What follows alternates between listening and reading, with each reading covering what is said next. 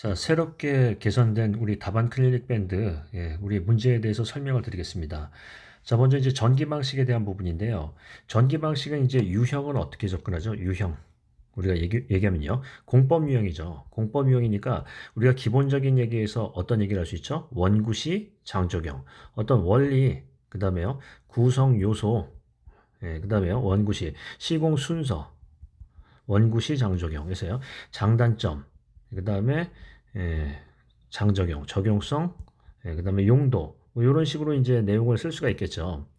그러면 이제 유형에 대한 부분을 생각을 해보시고요. 자, 기본적인 부분에서 기본은 뭐냐 하는 건데, 우리 원리를 얘기하죠. 원리. 원리에 대한 부분에서는 이제 방식 원리를 얘기할 수 있는데, 처음에 부식에 대한 메커니즘은 어떻게 표현할 수 있죠? 부식은 FE가, 우리 이제 그림을 그리시면, 자, 부식에 대한 메커니즘, 메커니즘을 하면 어떻게 해요? 모식도를 그린다. 그래서 이제 철근이 이렇게 있다. 철근이 이렇게 있죠. 철근이 있으면 이제 철근에 대해서 어떻게 해요? 부동태 피막층이 이제 파괴되는 요층을 우리가 뭐라고 한다?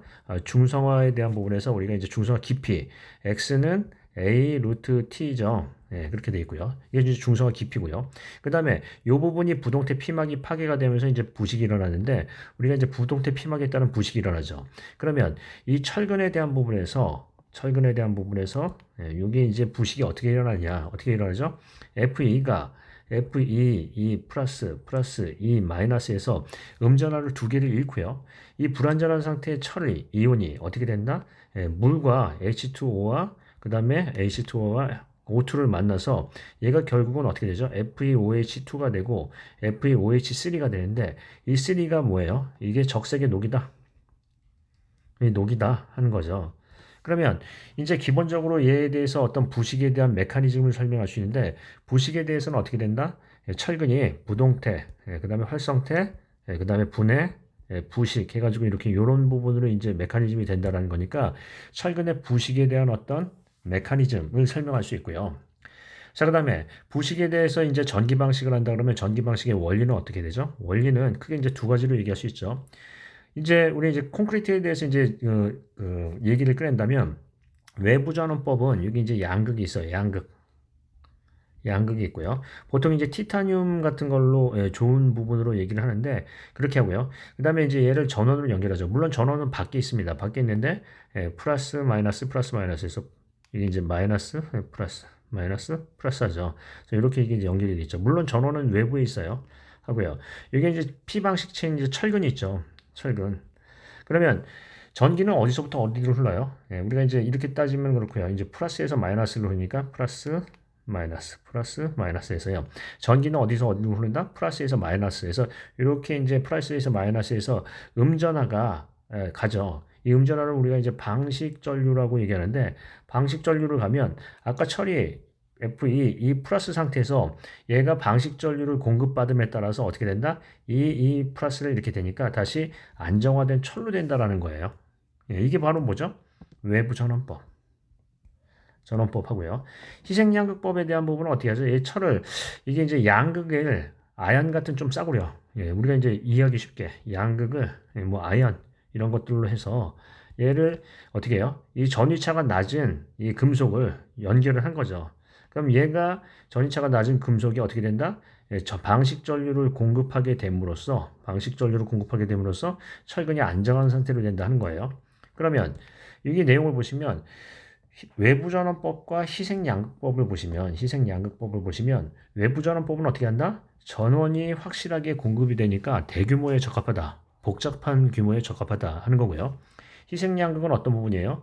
단순하고도 소규모에 적합하다라고도 할 수 있겠죠. 대규모라고 반드시 좋은 건 아니에요. 예를 들자면 이거는 이제 어떤 부분이 많이 들어갔냐면 유지관리비가 많이 들어가죠. 전기비.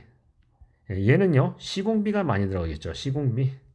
이렇게 얘기를 꺼낼 수 있어요. 자, 그러면 여기 이제 옆에 내용, 우리 이제 그 첨부해드린 자료를 보면 희생양극법은 어떤 얘기를 한다? 소규모, 얘는 대규모 하는 거고요. 그 다음에 시공형이 얘는 간편하지만 얘는 복잡하고 복잡하다 하는 거고요. 협소한 장소의 설치도 뭐 가능하다 뭐 이런 얘기를 하고 있습니다. 그 다음에 얘는 전류 조절이 불가능하지만 얘는 전류 조절이 가능하다 하고요. 유지 관리가 얘는 불필요하지만 유지 관리가 많이 필요하다 하는 거예요. 그런데 이 부분을 보겠습니다. 기본적인 부분은 뭘 쓰는 거예요? 기본적인 부분은 부식에 대한 원리에 대한 부분은 분명히 나와야 되고요. 아니, 부식의 원리가 아니라 전기 방식의 원리하고요. 그 다음에 비교 정도는 할 수 있겠죠. 희생양국법과 외부전원법의 비교예요. 그런데 여러분께서 이제 원리, 비교, 시공시 주의사항 얘기를 하는데, 자, 이 부분을 보겠습니다. 여기서 이제 기술사에 대한 어떤 기술이 들어가죠. 즉, 기술사는 뭐가 필요하다? 기술사적 의견이 필요하다. 뭐 예를 들면 이런 얘기죠. 실무상에 어떤 개선점이 없는지 이 개선점을 발췌를 하고요. 여기에 대해서 어떻게 한다? 우리 의견을 제시하는 거죠. 그럼 한번 보겠습니다. 나눠드린 자료에는 뭐라고 써 있나요? 이런 얘기를 하네요. 뭐 돌산대교나 어떤 다른 대교의 여타의 대교를 보면 대부분 다 어떤 방법을 쓴다? 외부전원법을 쓴다라는 거예요.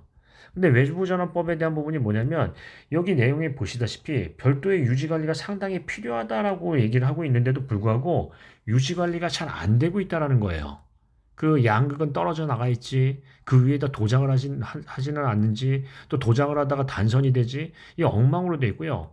또 어떤 부분이 있죠? 유지관리도 문제가 있지만 어때요? 전류가 직열로 연결된 게 아니라 병렬로 연결되어 있기 때문에 전류가 어떤 통전하는 부분이 분명히 약해지는 부분도 있죠. 그래서 어떤 전기에 대한 그 흐름이 효율적으로 안 되고 있다라는 얘기를 해서 이 유지 관리하는 분들이 전기적인 어떤 이 관리 담당자는 전기적인 어떤 지식이 필요하다 이런 얘기를 하고 있고요. 그러면 이게 한번 보겠습니다. 이 문제에서 여러분께서 보셔야 될 건 뭐죠? 일단 공법용에서 원리나 차이점, 또 시공 순서나 시공시 주의사항, 즉 원리, 차이점, 시공시 유의사항은 기본적인 아이템이고요. 그 다음에 이 고득점을 막기 위한 얘기는 뭐예요? 어떤 기술자적인 의견에서 현장에 실태하고요. 그 다음에 개선 방안을 제시해서 정리를 하시는 게 낫겠죠.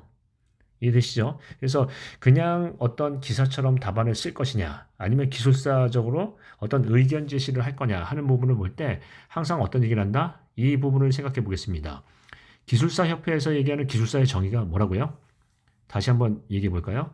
실무에서 발생 가능한 문제를 발췌하고요.